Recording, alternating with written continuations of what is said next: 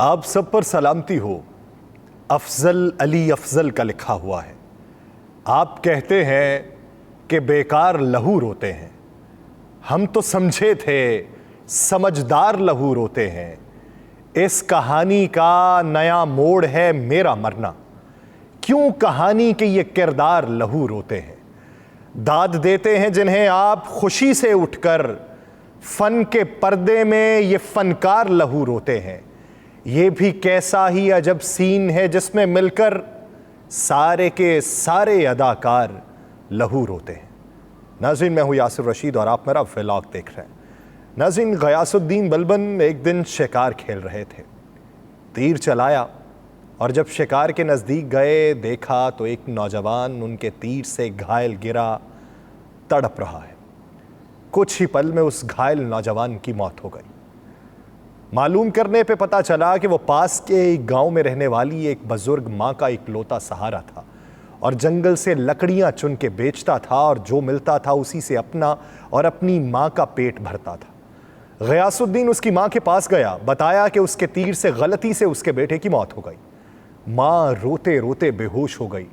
फिर गयासुद्दीन ने खुद को काजी के हवाले किया और अपना जुर्म बताते हुए अपने खिलाफ मुकदमा चलाने की आज़ादी दी। काजी ने मुकदमे का आगाज कर दिया। बूढ़ी माँ को अदालत में बुलाया गया और कहा गया कि तुम जो सज़ा कहोगी वही सज़ा इस मुजरिम को दी जाएगी। बूढ़ी औरत ने कहा कि ऐसा बादशाह फिर कहाँ मिलेगा जो अपनी ही सल्तनत में अपने ही खिलाफ मुकदमा चलाए, उस गलती के लिए जो उसने जानबूझकर भी नहीं की। माँ ने कहा कि आज से गयासुद्दीन ही मेरा बेटा है और मैं इसे माफ़ करती हूँ। काजी ने गयासुद्दीन को बरी किया और कहा, अगर तुमने अदालत में ज़रा भी अपनी बादशाहत दिखाई होती तो मैं इस बुढ़िया के हवाले ना करके खुद ही सख्त सज़ा देता। उस पर गयासुद्दीन ने अपनी कमर से खंजर निकालकर काजी को दिखाते हुए कहा, अगर तुमने मुजरिम से मुझे मुल्जिम की तरह रवैया अपनाया होता और मेरी बादशाहत का ख्याल किया होता तो मैं तुम्हें इसी खंजर से मौत के घाट उतार देता। मौजूदा सूरत हाल के तनाजुर में चीफ जस्टिस पाकिस्तान काजी फायज ईसा ने इस्तेमाल के लिए मुख्तस की गई 2 लग्जरी सरकारी गाड़ियां वापस कर दी हैं। रजिस्ट्रार सुप्रीम कोर्ट की जानिब से सेक्रेटरी काबीना और चीफ सेक्रेटरी पंजाब को एक खत लिखा गया। खत के मतन के मुताबिक चीफ जस्टिस के इल्म में आया है कि सुप्रीम कोर्ट ने चीफ जस्टिस के लिए सितंबर 2020 में लग्जरी गाड़ियां खरीदी थी जिनकी मालियत 6 करोड़ 10 लाख रुपए थी। खत में कहा गया कि चीफ जस्टिस के लिए एक बिल्कुल नई बुलेट प्रूफ लग्जरी गाड़ी भी हुकूमत पंजाब ने दी है। दोनों गाड़ियां GOR लाहौर में सुप्रीम कोर्ट रेस्ट हाउस में खड़ी हैं और खत में कहा गया कि कवायद के मुताबिक चीफ जस्टिस और हर जज को 2-2 गाड़ियां दी गई हैं। लेकिन चीफ जस्टिस काजी फायज ईसा ये लग्जरी गाड़ियां इस्तेमाल नहीं कर रहे। आईनी और अवामी ओहदेदारों के इस्तेमाल में कीमती इंपोर्टेड गाड़ियां कौमी खजाने पर गैर मुनासिब बोझ है। इसीलिए चीफ जस्टिस की हिदायत है कि दोनों गाड़ियों को फरोख्त करके रकम पब्लिक ट्रांसपोर्ट के ऊपर खर्च की जाए। चीफ जस्टिस ये समझते हैं कि ऐसी मफलूकुल हाली में कि जब लोगों के पास अपनी सवारी तक मुयस्सर नहीं है तो उन्होंने ये कदम उठाया। अब कुछ लोगों के नज़दीक ये ढोंग है, ये नुमाइश है, मगर मैं ये कहता हूं कि कम से कम कोई ढोंग और नुमाइश ही कर ले, कोई दिखावे के लिए ही कुछ अच्छा कर ले। यहां तो वो करने में भी किसी की दिलचस्पी नहीं है। हम तो यहां 5,000 रुपए में पूरे घर के वोट बेचने के बाद मस्जिद में जाके दुआ करते हैं कि अल्लाह हजरत उमर जैसा हुक्मरान हमें नसीब कर। कहां से नसीब होगा जब आप ठप्पा किसी ऐसे नाम के ऊपर लगाएंगे जिसने आपकी सड़क को पक्का करवाया हो, जब ठप्पा किसी ऐसे नाम के ऊपर लगाएंगे जिसने आपको खाने के लिए 2 वक्त रोटी दे दी हो, जब आप ठप्पा किसी ऐसे नाम के ऊपर लगाएंगे जो आपकी बरादरी को सपोर्ट करता हो, जब आप ठप्पा किसी ऐसे नाम के ऊपर लगाएंगे जिसने घर की बांदी ही चेयरमैनशिप बना के रखी हो, जब आप ठप्पा किसी ऐसे नाम के ऊपर लगाएंगे जिसने पूरी जिंदगी सिर्फ अपना माल बनाने पे खर्च किया हो, तो किस तरीके से आपकी तकदीर बदलेगी, किस तरीके से आप बेहतरी की जानिब गामजन होंगे। जमीयत उलमा इस्लाम के सरबराह मौलाना फजलुर रहमान कहते हैं कि नैब ने कहा कि नवाज शरीफ के खिलाफ कुछ सबूत नहीं थे। आज नैब की हकीकत और चेहरा आश्कार हो चुका है। मौलाना फजलुर रहमान ने तूफानुल अक्सा और शहीद इस्लाम कॉन्फ्रेंस से खिताब करते हुए कहा कि फ़लस्तीन के मुजाहिदों को पैगाम है कि पाकिस्तानी अवाम आपके साथ खड़े हैं और पाकिस्तानी कभी आपको तनहा नहीं छोड़ेंगे। उन्होंने मुल्क की सियासी सूरत हाल पर कहा कि इलेक्शन लड़ना चाहते हैं लेकिन लोगों को घरों से निकलने की इजाज़त भी दो। तस्लीम करना होगा कि 75 साल का तजर्बा गलत रहा। जब मौलाना ऐसी बात कर रहे हैं तो मौलाना 75 साल के उस तजर्बे में आप भी आते हैं, 75 साल के उस तजर्बे में आसिफ अली जरदारी भी आते हैं, 75 साल के उस तजर्बे में मियाँ मोहम्मद नवाज शरीफ भी आते हैं, 75 साल के उस तजर्बे में मियाँ शहबाज शरीफ भी आते हैं, 75 साल के उस तजर्बे में आपकी पीडीएम की हुकूमत भी आती है। 75 साल के उसी तजर्बे में पाकिस्तान के अंदर 40 लाख से जायद घराने खते गुर्बत की लकीर से नीचे जिंदगी 1 साल के अंदर गुजारते हैं। तो वो तजर्बे में अपने आप को भी कसूरवार ठहराइए, अपने आप को भी मनवाइए कि हमने गलत फैसले किए थे, तारीख की गलत सतह पे खड़े थे और गलत समत का तयन करने में हमसे भी गलती हुई। मौलाना ने कहा कि नैब ने नवाज शरीफ के खिलाफ कुछ सबूत हासिल नहीं किए और आज नैब की हकीकत और चेहरा आश्कार हुआ है। नैब का खात्मा करने का मुतालबा करते हैं। तो हम तो बारहा ये बात करते रहे कि जब आपके दौर के अंदर नैब के केसेस बनते रहे, जब किसी के दौर के अंदर नैब के केसेस बनते रहे, प्रोसिक्यूशन के ऊपर करोड़ों रुपए का खर्च होता रहा, गाड़ियों की लंबी कतारें लगाई जाती रहीं, 107 समातें होती रहीं और उन समातों में लाखों रुपया पानी की तरह बहाया जाता रहा, एक दूसरे के ऊपर बयानबाजी करके किरदार कुशी की जाती रही, जुब्बा और दस्तार को दागदार किया जाता रहा, सिस्टम को मजबूत बनाने के नारे लगाए जाते रहे, लेकिन सिस्टम अंदर से इस हद तक खोखला हो चुका है कि आप सब उसके जिम्मेदार हैं। जब आपके मुखालिफ के ऊपर केस बने तो वो हकायक के बराबरी में होता है और जब आपके ऊपर बने तो हकायक के मनाफी होता है। यहां दो तरह के रिवाज जिस तरीके से पनप रहे हैं, 12वां खिलाड़ी आप कहते हैं और आप कहते हैं कि 12वां खिलाड़ी इस सिस्टम के अंदर अमल दखल रख रहा है, तो क्या आपको तब नहीं पता था जब 2013 में ये कोशिशें हो रही थी? क्या आपको तब नहीं पता था कि जब पूरे सिस्टम को लपेटने के लिए आप ही की मरहूने मिन्नत एक प्लेटफॉर्म बनाया गया था?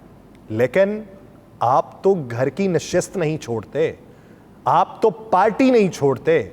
आपके पार्टी के बानी अराकीन आपसे नाराज होकर मुख्तलिफ सूबों में बैठे हैं और वो ये बात करते हैं कि जमीयत उलमा इस्लाम फे नहीं बल्कि जमीयत उलमा इस्लाम पाकिस्तान है और आपसे ज्यादा हक उसकी सदारत का उनके पास है, उनकी अमारत का उनके पास है।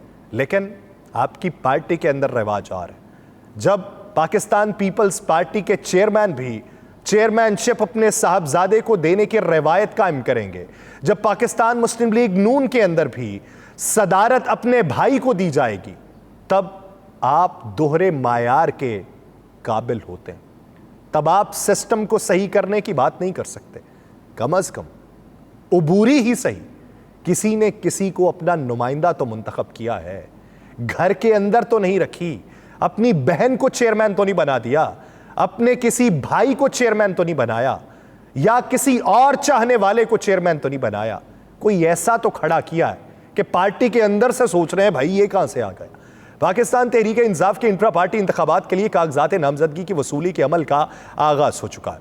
बानिए चेयरमैन इमरान खान के नामजद करदा उम्मीदवार बराए चेयरमैन बैरिस्टर गौहर अली खान ने अपने कागजात नामजदगी जमा करवा दिए हैं। कागजात नामजदगी रिटर्निंग ऑफिसर सरदार मसरूफ खान एडवोकेट ने वसूल किए हैं और सीनियर मरकजी रहनुमा अहमद अवैस बैरिस्टर गौहर अली खान के तजवीज़ को निंदा। मरकजी सेक्रेटरी इत्तलात रऊफ हसन चेयरमैन के इंतखाब के लिए बैरिस्टर गौहर अली खान के तायद को निंदा है।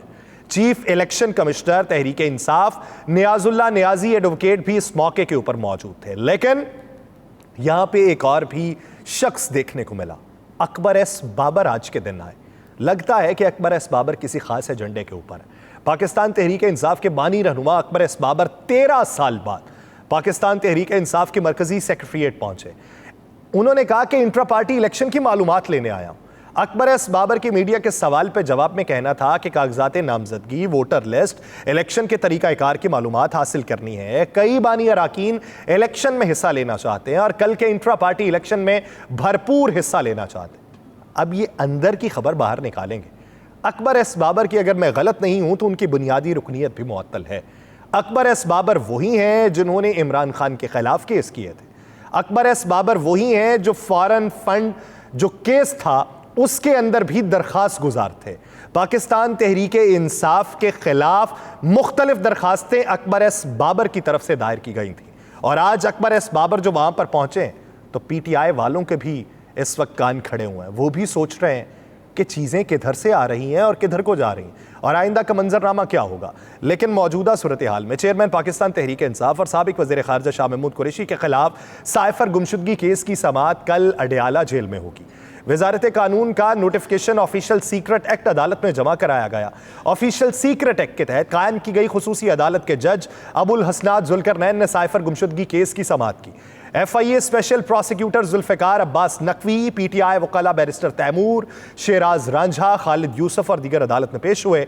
शाह महमूद कुरैशी की बेटी मेहरबानो और चेयरमैन PTI की बहनें भी कमरा अदालत में मौजूद थीं। बैरिस्टर तैमूर मलिक ने कहा कि चेयरमैन पाकिस्तान तहरीक इंसाफ और शाह महमूद कुरैशी की अदालत पेशी पे दलाइल हुए, लेकिन चेयरमैन PTI को खदशात हैं, लेकिन शाह महमूद कुरैशी को नहीं है। रात तक इल्म नहीं था कि अदालत कहां लगेगी। अदालत जहां भी लगे उनको पेश तो करना था। अदालत ने इस्तफसार किया कि आपने अदालत का ऑर्डर पढ़ा था क्या? पूरा ऑर्डर पढ़ें, जिस पर तैमूर मलिक ने अदालत का गुज़श्ता समात वाला ऑर्डर पढ़ा। जज अबुल हसनात जुल्करनैन ने अदालती अमले से इस्तफसार किया कि नोटिफिकेशन आया है या नहीं। अदालत को बताया गया कि अभी जेल समात का नोटिफिकेशन नहीं आया। खुसूसी अदालत ने कहा कि नोटिफिकेशन आता है तब तक इंतजार में रखते हैं, नोटिफिकेशन आ जाता है तो उसको देख लेंगे, आज आ गया तो ठीक, वरना मुल्ज़िमान को पेश करने का हुक्म देंगे। वकील ने अदालत से चेयरमैन PTI और शाह महमूद कुरैशी को पेश करने की इस्तदा करते हुए कहा कि आपने खुद ही अपने ऑर्डर की नज़रसानी कर दी है जो नहीं कर सकते थे। आपका ऑर्डर जेल ट्रायल के हवाले से कानूनी तौर पर दुरुस्त नहीं है। जवाब में अदालत ने कहा कि नोटिफिकेशन आ जाए तो हम देख लेते हैं, वरना हम प्रोडक्शन ऑर्डर करवा देंगे। चेयरमैन PTI के वकील ने कहा कि अदालत का 23 नवंबर का मुल्ज़िमान की प्रोडक्शन का ऑर्डर था और फिर अदालत ने अपने ही ऑर्डर पर नज़रसानी कर दी। उस पर जज साहब ने कहा कि आप 28 नवंबर का ऑर्डर पढ़ें, आपकी तमाम बातों का जवाब मिल जाएगा। वकील सफाई ने कहा कि वजारत कानून ने कोई नोटिफिकेशन जारी नहीं किया। खुसूसी अदालत हाई कोर्ट के अहकामात की पाबंद है। शाह महमूद को अदालत पेश करने की जिम्मेदारी सिक्योरिटी इदारों की है। अलबत्ता फर्द जुर्म, नकूल की तकसीम, सब कुछ मुल्जिम की मौजूदगी में होना चाहिए। जज साहब ने पूछा कि क्या खतरात के हवाले से देखना हमारा इख्तियार है? वकील सफाई ने जवाब में कहा कि अगर कोई एडिशनल IG कह दे तो काफ़ी नहीं है, बल्कि उससे मुंसलिक रिपोर्ट्स भी होनी चाहिए। अदालत ने कहा कि जेल सुपरिटेंडेंट के खत के साथ सिक्योरिटी रिपोर्ट्स भी मुंसलिक हैं। अलबत्ता सहाफ़ियों की मौजूदगी जेल में ट्रायल के दौरान ज़रूरी होगी और जेल को अदालत डिक्लेयर करने के साथ गैर ममनुआ जगह भी डिक्लेयर किया जाएगा। शाह महमूद के वकील अली बुखारी ने कहा कि आपके ऑर्डर में शाह महमूद के हवाले से कुछ नहीं लिखा। उस ऑर्डर में जेल ट्रायल वजूहात का जिक्र मौजूद नहीं है, जबकि उन्हें अदालत पेश करने पर अब भी सवालिया निशान है। जज अबुल हसनात जुल्करनैन ने कहा कि इंसाफ न सिर्फ होगा बल्कि होता नजर भी आएगा।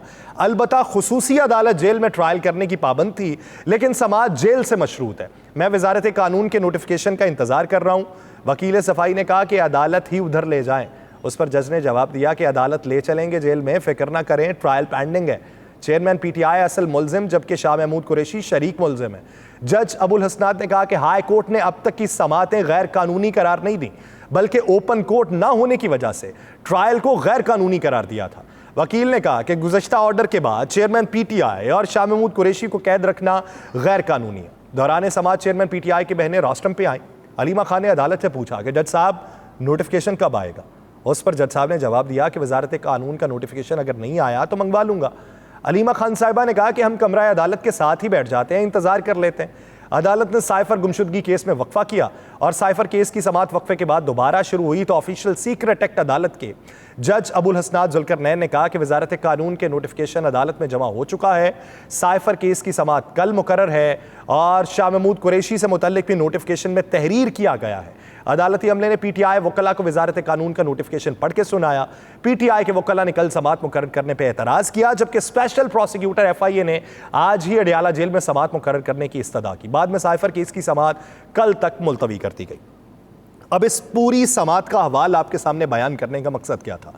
इसका मकसद ये कि जितने वकला पेश हो रहे हैं वो तमाम तर कानूनी एतराज़ात, कानूनी सुकम, कानूनी पेचीदगियों से वाकफियत रख रहे हैं। इसलिए आने वाले दिनों के अंदर उम्मीदवार पाकिस्तान तहरीक इंसाफ के ज़्यादातर वकला होंगे। लेकिन इस बारे में हामिद खान साहब जो हैं, जो सीनियर पाकिस्तान तहरीक इंसाफ के रुकन भी हैं, उन्होंने एतराज़ात उठाए कि आप हर एक वकील को उम्मीदवार नहीं बना सकते। आप उस वकील को उम्मीदवार बनाइए जो वकील अपने हलके के अंदर ज़्यादा एक्टिव हो। उन्होंने बहुत सारे लोग जिन पे एतराज़ात भी उठाए। अब पार्टी में जो एतराज़ात उठाए जा रहे हैं वो छोटे लेवल पे नहीं उठाए जा रहे। शेर अफजल खान मरवत, जिन्हें सीनियर नायब सदर बनाया गया, उनके ऊपर भी एतराज़ उठाया गया हामिद खान साहब की तरफ से, और उन्होंने ये भी कहा कि ये एतराज़ात जो हैं वो चेयरमैन PTI तक पहुँचा दिए गए। आने वाले दिनों के अंदर जहाँ पे पाकिस्तान मुस्लिम लीग नून अपने उम्मीदवार जो है वो अपने नाम के ऊपर, अपने झंडे के ऊपर, अपने इंतखाबी निशान के ऊपर मैदान में उतारने को तैयार नहीं, बल्कि गुप्त चेहरे जो हैं वो मैदान में उतारे जाएंगे और बतौर आज़ाद उम्मीदवार उतारे जाएंगे। उनको मैदान में उतार के बाद में पार्टी में शमूलियत करवाई जाएगी। ये एक हिकमत अमली अब तक की जो थर्ड पार्टी सर्वे करवाया गया है उसके नताइज को देखते हुए पाकिस्तान मुस्लिम लीग नून इस फैसले पे पहुंची है। तो इसी ज़मीन में पाकिस्तान तहरीक इंसाफ ने यह समझा कि जब हमारे बानी अरकान अलहदा हो गए, स्टूडेंट विंग से आए हुए लोग अलहदा हो गए, दूसरी पार्टी से आए हुए लोग वापस चले गए, तो नए उम्मीदवार कौन होंगे? तो नए उम्मीदवार आने वाले दिनों में ज़्यादातर पाकिस्तान तहरीक इंसाफ में तकरीबन 52% के करीब वकला खड़े किए जाएंगे ताकि कानूनी पेचीदगियों का वो सामना कर सकें।